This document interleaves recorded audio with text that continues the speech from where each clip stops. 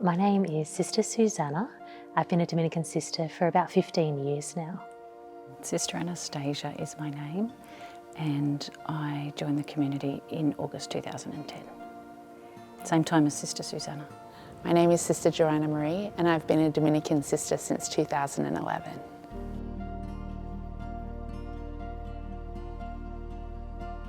At university, I began to be introduced to the idea of seeking God's will, of growing in my love for God and a sense of His awe and His goodness, and desiring to really honour Him by placing my life at His service. This beautiful sense that my life was not my own, that I wasn't made just to live for myself. And as I was starting to practice that in little things, in little choices through life, and also starting to spend more time in prayer each day just to listen to Him, to get to know the love of Jesus. That was also at the same time when I first met members of my congregation, the Dominican Sisters of St. Cecilia, and it just fell into place. I met the sisters and realised that they had the real privilege of placing their whole life in God's hands and at His service, and this really surprising desire welled up in me. I was like, that's what I want. And I couldn't explain it. It wasn't a desire that could come from any natural source. So I sort of had to just laugh and say, wow, Lord, this must be from You, because I can't explain it any other way. I didn't think I was called to religious life, and I had worked with the sisters, but after World Youth Day in 2008, I was in the Kimberley, and while I was praying out there, it's very quiet when you're in the desert, I had a sense that maybe I was called to religious life, which surprised me, but it was also, for the first time in my life, didn't terrify me. I think I sensed it in little hidden ways all throughout my life. When I was 8, I remember watching The Trouble with Angels at my grandma's house and asking her whether those sisters still existed, and she said no. And I remember feeling sad about that. And then when I was older and getting more and more into my faith, I remember thinking at different points that my heart belonged to God, or that nothing else could satisfy my heart. Little things I'd read would sort of tweak my heart in ways it didn't tweak other people's hearts. And I had little tiny hints, just in small ways, all throughout life. Even for teaching, I knew that teaching religion and speaking about Jesus was my passion and my particular gift, I guess, in a way.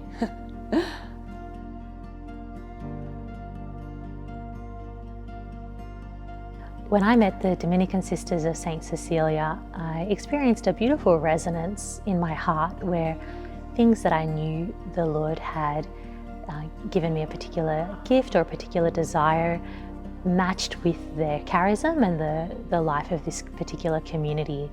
So I've always had a great love for study and for growing in knowledge of the truth, and that's always been a motto of the Dominican order, to contemplate truth, but then not to just hoard that for ourselves, but to share the fruits of our contemplation, the fruits of our study with the world. And especially at university, that had been a growing desire of mine to share my faith with others. And so I really could see the sisters living that out, and I wanted to be part of it. I love the fact that they've been around a long time, that they were very well established. The order's 800 years old. At that time, the community was 150 years old. When I went to visit, I was pretty sure that this is where God was calling me, but just got to go and have a look and pray. And it was so focused on Jesus, and I thought, well, that's the most important thing, so focused on Jesus. And then the third thing was that they were very they really lived community life well. I knew if I was going to enter into religious life or marriage, whatever vocation I was called to, I wanted to live a very intentional community life. And so knowing that that was important for this community gave me confidence that this is the right place for me. Well, that's a kind of funny story, very much the way the Lord seems to work with me. I was dating at the time, and I remember thinking whenever I was with that person that I was cheating on God. And then whenever I was with God, that I was cheating on Him. And my friends were like, that's not normal. So they advised me to go and speak to a priest, so I did. And that priest said to me, have you ever just asked God what he wants for your life? And I said, no, I didn't know you could do that. So I went home that night with my friend, or in the afternoon, and we just spent time in prayer. And in prayer I asked the Lord, what's your will for my life? I'm sick of fighting, or I'm sick of running. Like, what is it that you want of me? And he said, it was the first sort of time I'd heard his voice, you would be happiest as a Dominican. And I knew it was the Lord's voice, A, because I didn't know what a Dominican was, and B, because I thought it was a nun, and that was not what I was expecting to hear. And so I said to the Lord, oh, I think I'd prefer marriage. That sounds too scary. And he said, I'll bless you in marriage, but you would be happiest as a Dominican. And that was a really scary concept, because the more I prayed about it, I think the next Sunday the gospel was, it is not those, Matthew 7, it is not those who say, Lord, Lord, who will enter the kingdom of heaven, but those who do the will of my heavenly Father. And I remember being so convicted, it was like an arrow straight to the heart. And for the next 2 weeks, I kept running into people who had some connection to the Dominicans, who asked me if I was thinking about being a Dominican, and it had never sort of crossed my mind or my path. So at the end of that, I had to question, how authentically was I living my Catholic life if I wasn't even open to what the Lord had said? And so I looked up on Google, I was Dominicans in Sydney, and I saw that the Nashville Dominicans had just opened a mission in Sydney. And so I knew the Lord had sort of worked all of this out already and was just gently guiding me. The next weekend they had a retreat, and I went, and by Sunday I was convinced this is what he had planned for my life, and this really was what would be the source of my happiness.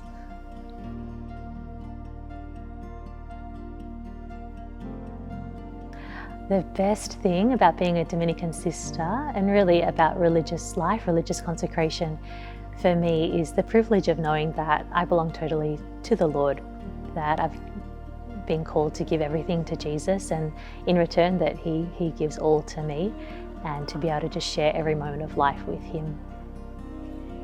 Oh, that's a good question. As a young sister, I would think, how did we get these amazing saints? Like Thomas Aquinas and Catherine of Siena and others. What would I say now? The best thing about being a Dominican sister? I think the life is quite beautiful, very balanced. I mean, most communities will say that to you, but the balance that we have is really beautiful between silence and going out, prayer and mission, contemplation, and sharing that with others. Yeah, it's a healthy kind of life. Sometimes when I was a young sister, I would think, gosh, I'm so busy. But then I realised, well, I'm busy because everything I need and everything that is appropriate for me in religious life is all there in the course of the day. So, yeah. That's a really hard question, because I like a lot of it, almost all of it, except that I wish I had a pony. But I love the balance of our life, that there's time for prayer, that God comes first, and then we have time for each other. I love that joy is one of our sort of secret charisms. I love that I feel so deeply who I am, and the concept of leaving fills me with terror, because I know this is God, who God has meant me to be my whole life. I love that we're teachers, because I love teaching. I love wearing the habit. I just love being who we are, a part of who we are and what we live for. And even in the hard moments, it just doesn't cross my mind that I could be anything else, because, yeah, this is who I am.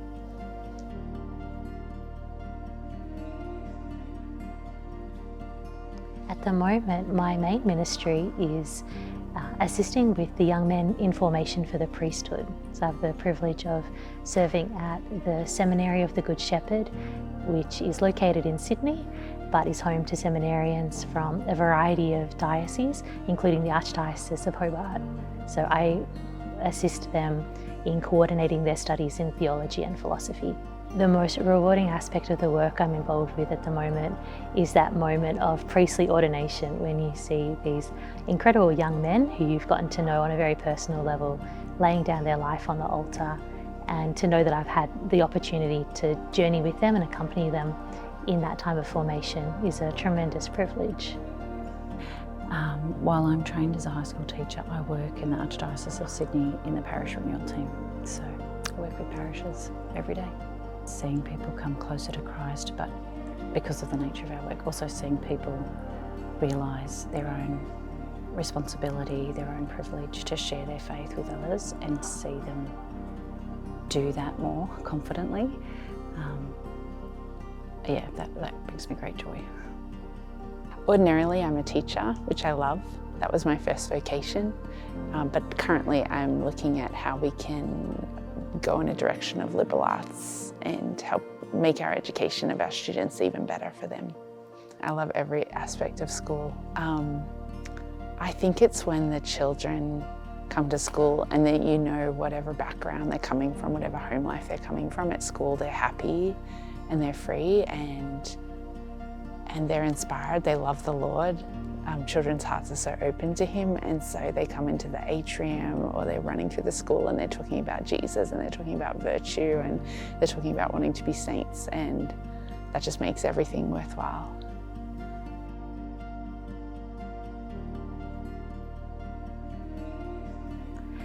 To someone who's discerning a vocation, whether that's to priesthood or to religious life, to a form of consecrated life, I'd really encourage them to make some time for silence in their day, to become more and more at home with knowing their own heart and listening to their own thoughts and bringing that to the Lord and sort of sifting through their emotions or their experiences with the Lord and looking for those patterns, asking the Lord, you know, what have you made me for and what are you calling me to? Two things. One is, when I was thinking that, the great advice I got from a person very close to me was, if that is where you think God might be calling you, just go and try it. Don't hesitate. And of course there's steps towards that, and in those steps you might realise, oh, actually I'm not going to try it. But I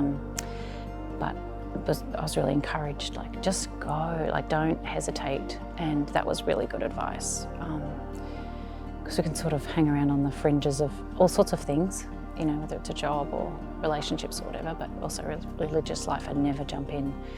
So that was really great. And then the second thing I would say is, and this is probably the first thing, but I'm saying it second, really pray, and then whatever you think Jesus is asking you to do, just do it. But it's got to be what Jesus is asking you to do, not what you want to do on your own strength, or what your parents want you to do, or your friends, or any of those things, or some holy book you read. They're all good, but it really has to be what you think, as best as we understand what you think Jesus is asking you to do, and then take the next good step to follow that. Yeah, He'll make it clear. He's not going to abandon you or take you on a merry dance. Yeah. Okay, what advice? That the Lord wants your happiness more than you do, so you can discern without fear, because if you're fully open to what He's calling you to or what His plan is for your life, it's not a forced plan. There's freedom in it, but He wants us to find our greatest joy and our greatest fulfillment on this earth until we meet Him in the next. And so whatever your vocation is, you can discern without fear, because He wants your happiness more than you do, and He loves you profoundly. So there's nothing to be afraid of.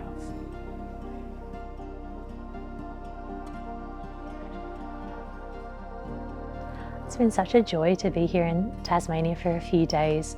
I've been so struck by the community among the people that we've met, like a very genuine care for one another and some beautiful faith friendships, supporting each other in the ups and downs of life and the ups and downs of faith. And in a sense, it actually reminds me a little bit of what it must have been like in the early church. You know, maybe not to have huge crowds of people gathered for events, but to have people who really are seeking the Lord and doing it with each other. Oh, lovely. It's been so lovely. We felt very welcomed, and we can really see beautiful things already happening here. So we're just we're taking a little step in and being with your community here, or many communities here, just taking little steps there in amongst the really great things that are happening already and we know will continue to happen. And yeah, we could tell you were very well prepared for our arrival. It was, yeah, we've been made to feel right at home. I've been so beautifully surprised by the experience in Tasmania. I was very tired coming down here because we just had the end of term, it was very busy. We had had a lot going on in our ministry in Sydney, and so a part of me was just craving for rest, but I came here and found the people such a delight to spend time with that I felt energized by them, authentically living their faith, open. There was such an openness. Even in the young people, we went to a youth group one night and they were so lovely. They were so pure of heart. They were so beautiful together in their interactions. They had a real respect for each other and an openness to the Lord. Even those who wouldn't call themselves Christians. There's so much good happening down here in Tasmania, and it just felt like such a joy to come and be here and see it. And Tasmania is so beautiful. Everywhere you look, there's beauty that fills the soul. So that's been kind of like the Lord's surprise as we've come down here.